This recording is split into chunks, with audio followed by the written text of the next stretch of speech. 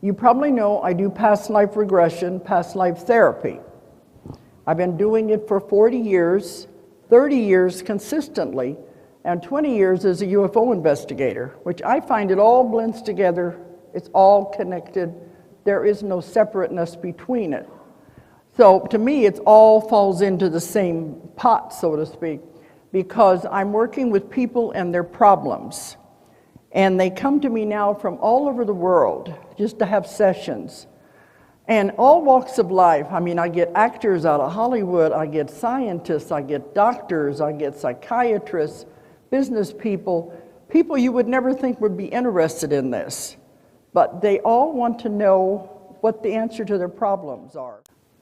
Another thing we're going to have to get rid of is fear. See, we are getting ready. We're in the middle of it now. It's happening now. We are moving into a new dimension. The entire world is shifting into a new dimension, a new frequency. I think I've talked before to either here or in other groups about their dimensions all around us. We just can't see them. They're all vibrating at different frequencies. It's rather like if you saw a propeller blade or a fan blade. When it speeds up, it becomes invisible. It's still there, but it becomes invisible because it's vibrating at different frequencies. The ETs know this because this is the way they travel. They travel from dimension to dimension by raising and lowering their dimensions. This is why they can disappear when somebody's watching a UFO and suddenly disappears into the other dimension. And then other times it'll just reappear suddenly into this dimension. That's because they are raising and lowering the vibrations of the craft to enter and go out.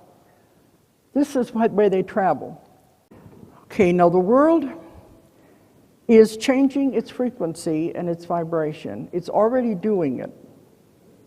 You know things are speeding up. Everybody knows that. Time is speeding up. Everything is speeding up. And the earth itself has a tone.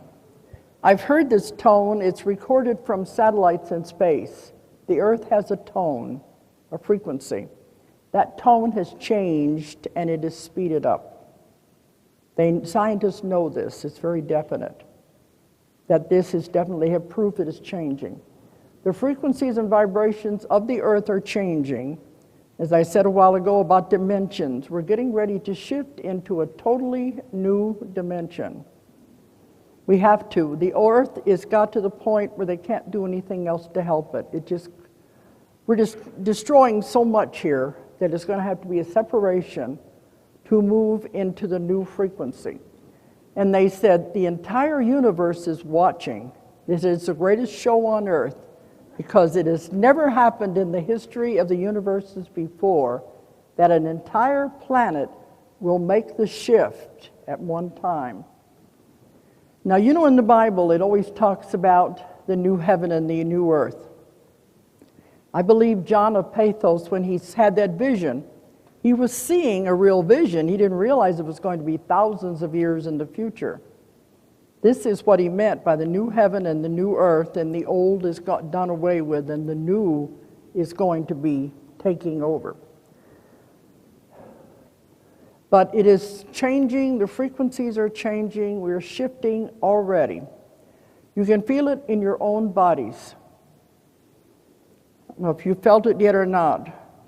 A lot of people are having physical ailments.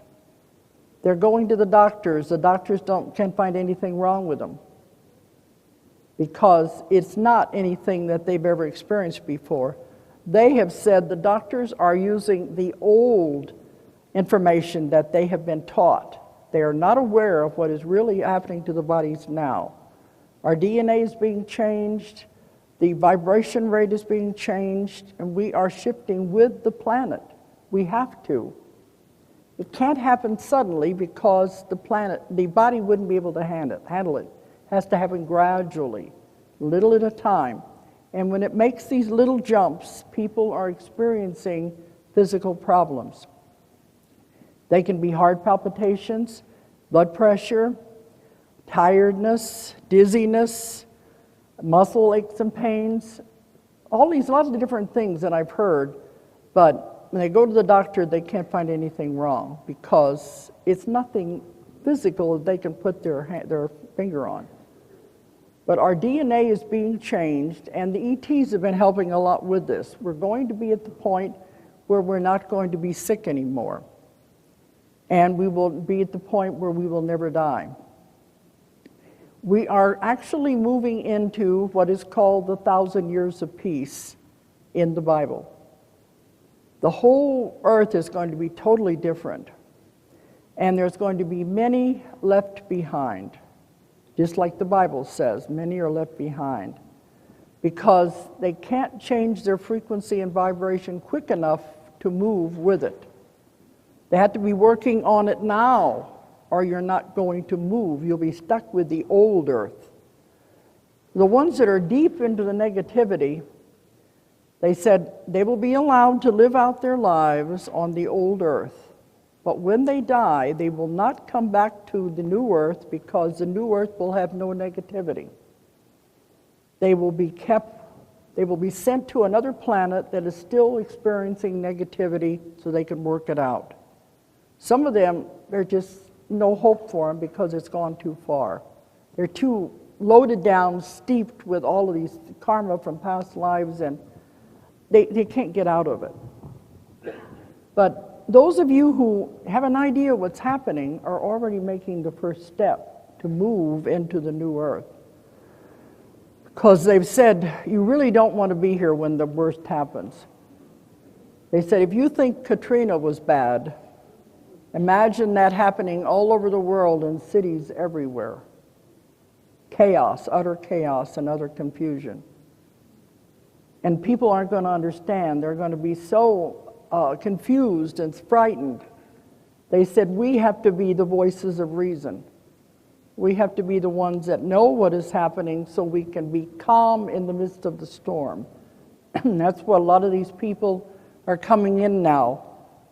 The ones who are so much into the negativity they're not going to be able to help are being gotten out of here so that the new group can help to turn everything around.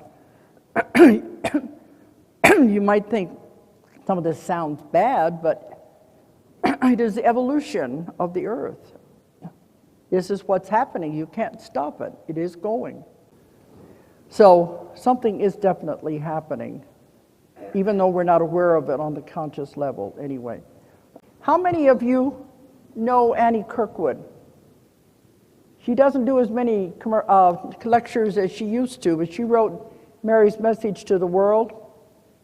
And we were doing lectures and panels, and we were talking about the new earth. And she said she had this vision of the earth as a solid ball.